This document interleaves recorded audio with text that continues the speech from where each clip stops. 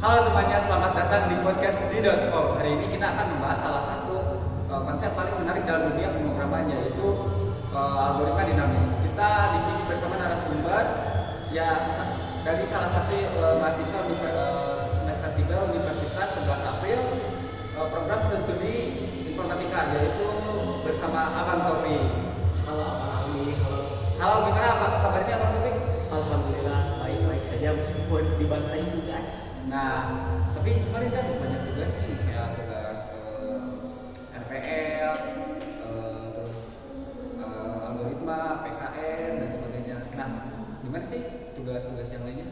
Aman apa gimana? Sebenarnya mah cukup terbantai tugas karena sekarang kan akhir-akhir semester menuju kelas juga dan menuju akhir tahun, mau tidak mau berarti harus beres sekarang karena biar akhir tahun itu liburan atau misalkan liburannya lebih enak.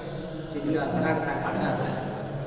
Nah, kita sebelum masuk ke topik pembahasan, pernahkah kalian merasa tertantang dengan masalah pemrograman yang kompleks? Algoritma dinamis itu hadir sebagai salah satu senjata ampuh untuk menghadapinya. Kita akan membahas itu, apa itu algoritma pemrograman dinamis, bagaimana cara kinerjanya, dan contoh-contoh penerapannya dalam kehidupan nyata. Nah, boleh kita tanyakan saja kepada ahlinya, yaitu Bang Topik. Kalau disebut ahli sih tidak ya, jadi mungkin secara sederhana algoritma dinamis itu adalah sebuah teknik pemecahan masalah dengan cara memecah masalah besar menjadi sub-sub masalah yang lebih kecil, lalu menyelesaikan semua masalah-masalah tersebut secara berulang dan menyimpan hasilnya untuk digunakan kembali. Jadi misalkan bayangkan ketika kita punya sebuah teka-teki besar, alih-alih langsung berusaha menyelesaikan si masalah tersebut, kita bisa memecah masalah itu menjadi teka-teki yang potongan-potongan yang lebih kecil. Nah, dalam algoritma dinamis, potongan kecil inilah yang kita sebut sub masalah. Jadi, apa itu sub masalah? Sederhananya, sub masalah adalah versi yang lebih kecil dari masalah utama. Ini seperti memecah sebuah persamaan matematika yang rumit dengan cara memecahnya menjadi persamaan yang lebih sederhana. Nah, kenapa kita harus repot-repot mencari sub masalah? Karena memecah sub masalah ini kita bisa membangun solusi untuk masalah utama secara bertahap. Ini seperti membangun sebuah menara dengan menyusun batu bata misalkan secara satu persatu, tahap demi tahap. Jadi bayangkan juga kamu punya sebuah teka-teki besar, alih-alih langsung berusaha menyelesaikan secara keseluruhan, kita bisa memecah teka-teki ini menjadi potongan-potongan yang lebih kecil. Nah, dalam algoritma dinamis, potongan-potongan kecil inilah yang kita sebut sub masalah. Jadi, apa itu sub masalah? Asa dua kali, Kenapa? Dua kali, Asa bulan. Kita dalam ya, di pos lah.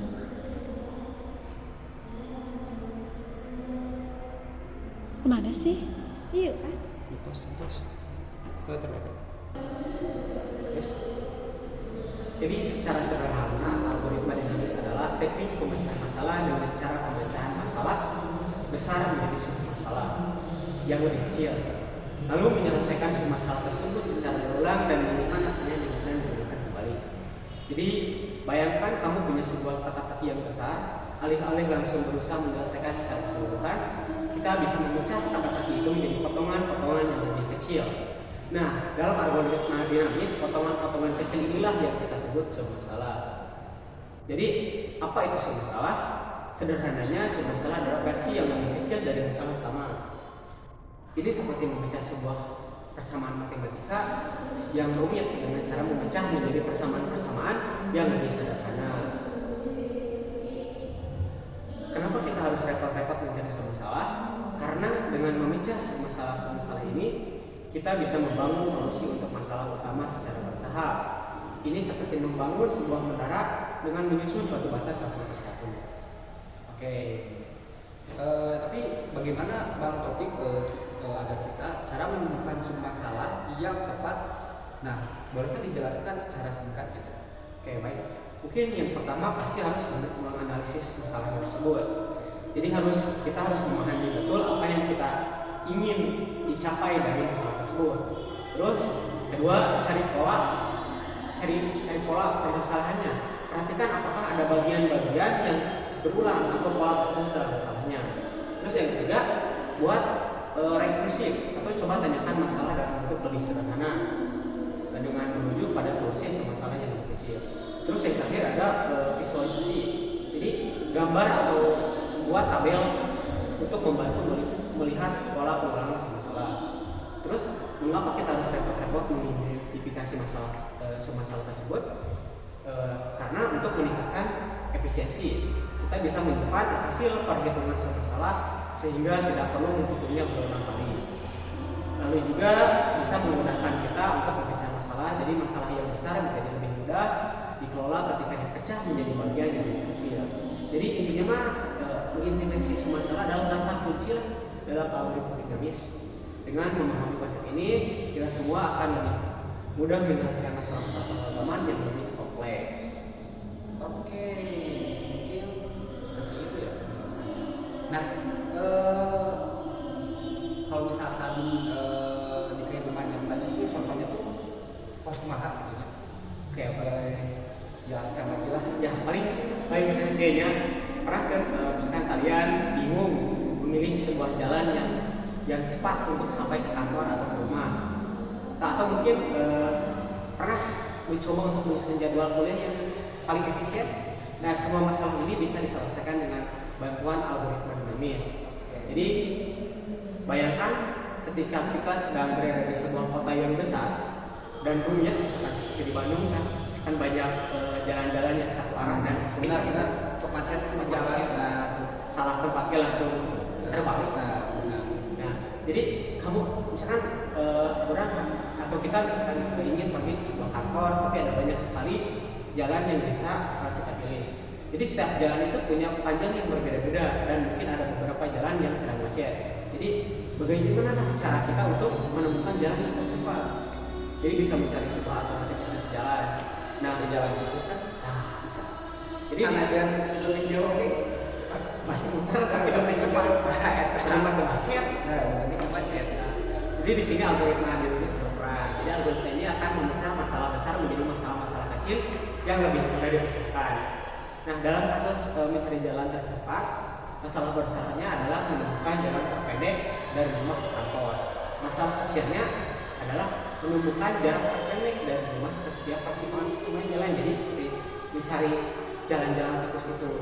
Nah, algoritma dinamis ini akan menghitung jarak terpendek dari rumah ke setiap persimpangan jalan satu persatu.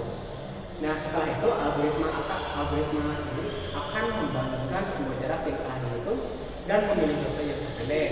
Contohnya, bayangkan misalkan kita ada sebuah kota, terus setiap persimpangan jalan itu ada sebuah titik, dan setiap jalan adalah garis yang menghubungkan dua titik itu. Algoritma dinamis akan memulai dari titik awal atau titik rumah kita dan kemudian akan menghitung jarak ke semua titik yang berdekatan. Setelah itu algoritma ini akan terus bergerak ke titik berikutnya setelah menempuh jalan yang terpendek. Nah, mungkin seperti itu contoh yang simpel. Oke, ini pembahasan yang sangat menarik ya. Ternyata algoritma dinamis ini bisa diterapkan di kehidupan nyata ya. Nggak cuma di dalam pemrograman gitu. Yang lebih kecil lah. Nah, ini merupakan teknik pemecahan masalah yang sangat berguna ya dalam dunia pemrograman dan bisa diterapkan juga di dunia kehidupan sehari-hari di level pemrogramannya. Ya. Konsep dasarnya itu membaca masalah besar menjadi submasalah. Yang lebih kecil lalu menyelesaikan submasalah tersebut secara berulang dan menyimpan hasilnya untuk digunakan kembali. Nah, mengapa kita perlu algoritma dinamis? Yang pertama efisien, yang kedua struktur. Ya mungkin yang ketiganya tuh apa ya? Apalagi ya?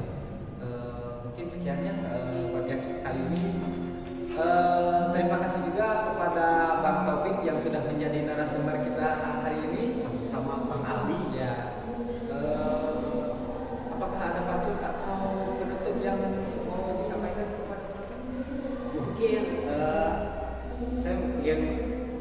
mengkuat atau memetik sebuah pernyataan dari sebuah komika dari Panji Pragiwaksono, yaitu sedikit lebih beda lebih baik daripada sedikit lebih baik. Bagus sekali ya kata-katanya. Oke semuanya, terima kasih sudah menonton podcast kita di episode kali ini. Sampai jumpa di episode selanjutnya. See you and goodbye.